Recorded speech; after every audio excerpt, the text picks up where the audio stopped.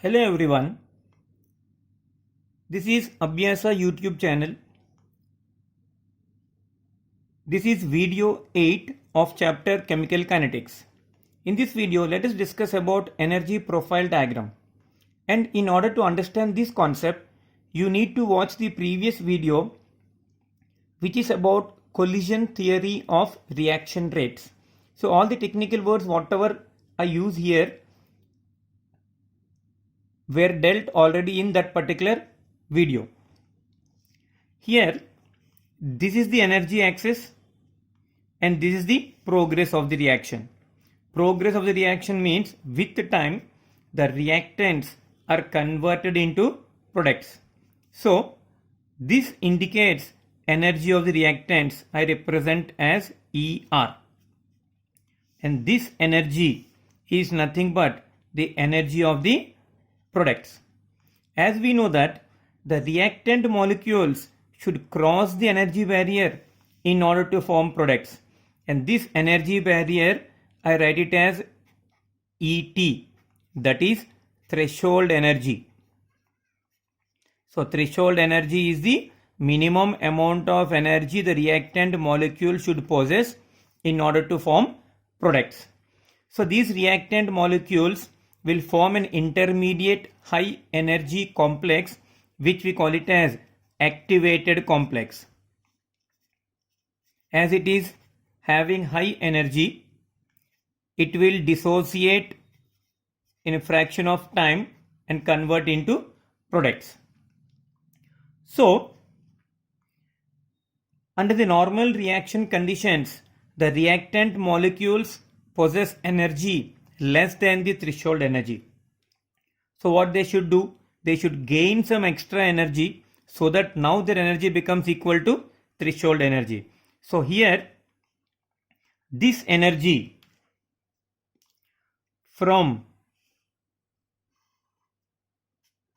here to here, this is called as activation energy. So this is the activation energy. I will write it as EA. Now, I am considering this one as a reversible reaction where the products are converting back into the reactants. So, this one becomes the activation energy for forward reaction. So, from here to here, it is the activation energy for forward reaction. Now, for the reverse reaction, these are the reactants and these are the products. So, these reactants should acquire this much amount of additional energy, means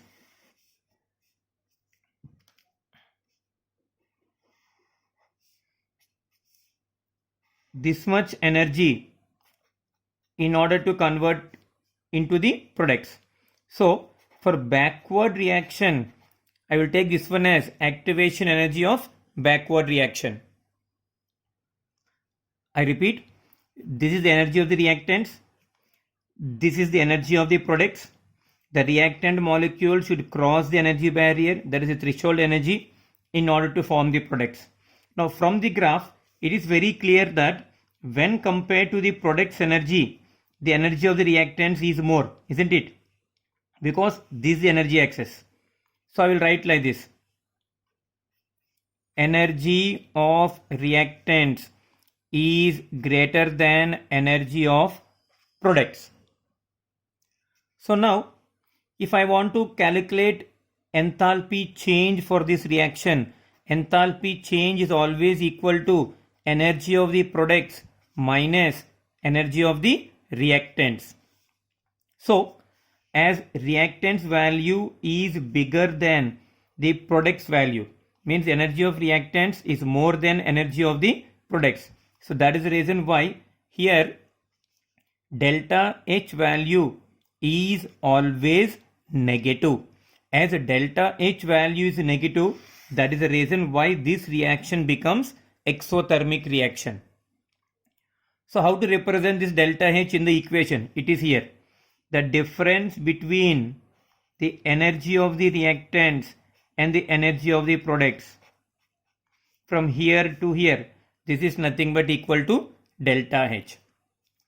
Now, when you compare the activation energy of forward and activation energy of backward. See here, this is the smaller value when compared to the activation energy of backward. So I will write like this: activation energy of forward is less than activation energy of backward. And even by using activation energy, we can calculate delta H, where delta H is equal to activation energy of forward minus activation energy of backward. As forward value is smaller than backward value, delta H is negative. So you can calculate delta H by using the energy of reactant and product, or you can also calculate by using activation energy of forward and activation energy of backward. So this is the energy profile diagram for exothermic reaction. If this is clear, then you will easily understand for endothermic reaction.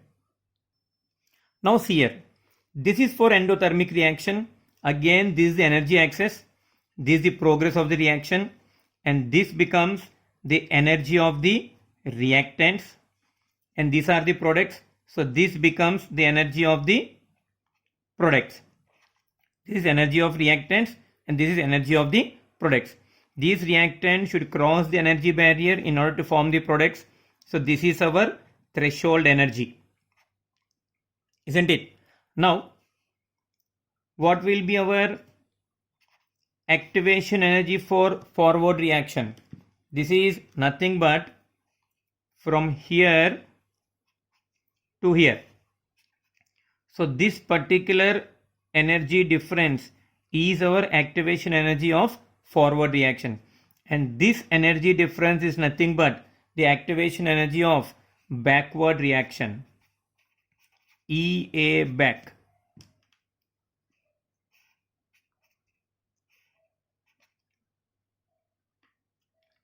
Now, if we compare the energy of the reactant with energy of the product, this is smaller when compared to the energy of the product, isn't it? So now I will write energy of the reactant is less than energy of the product. It is exactly opposite for the endothermic reaction. And same way, we can calculate delta H, which is equal to the energy of the product minus energy of the reactant. As the energy of product is more than that of the reactant, so here always the value is positive, and that is the reason why for endothermic reactions del H is always positive. So this is how we represent del H, energy of the products minus energy of the reactants. From here to here, the energy difference is nothing but delta H. Now, if we compare the activation energy, so this is the activation energy of forward, which is higher than the activation energy of the backward.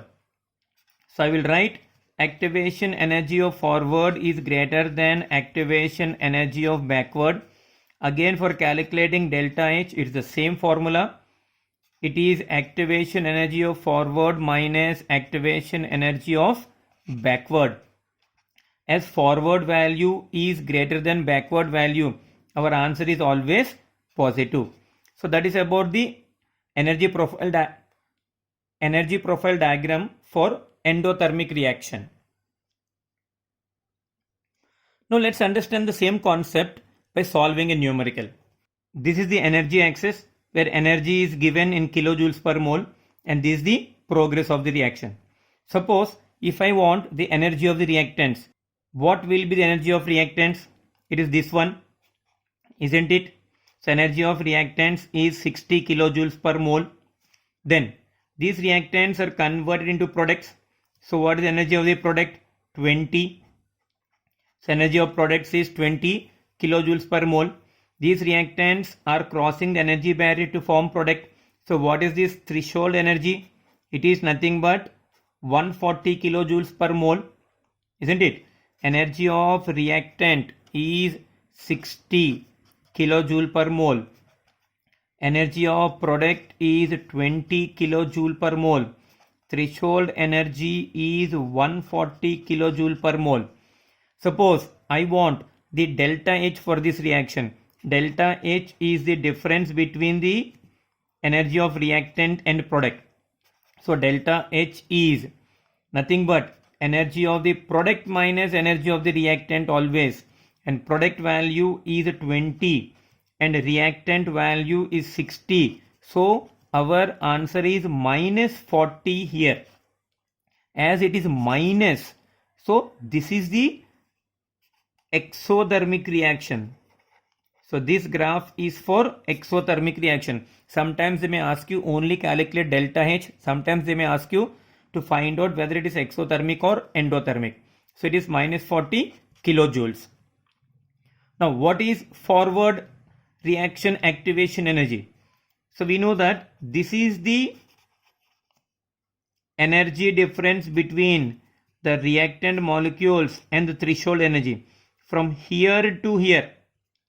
So activation energy of forward, this is the difference between threshold energy 140 and this value, energy of the reactant, which is 60. So this is nothing but 80 kilojoules. Suppose if I want the activation energy for the backward reaction, it will be the energy difference between these two values, isn't it? Here, from this value to this value. So activation energy of backward, this is equal to 140 minus this value, which is 20, that is 120 kilojoules. Suppose if you want to calculate delta H by using activation energy, we can again do it in the same way. Delta H is equal to activation energy of forward minus activation energy of backward, which is 80 minus 120. So here again you are getting the same value, minus 40 kilojoules. Is it clear now, the meaning of this energy profile diagram?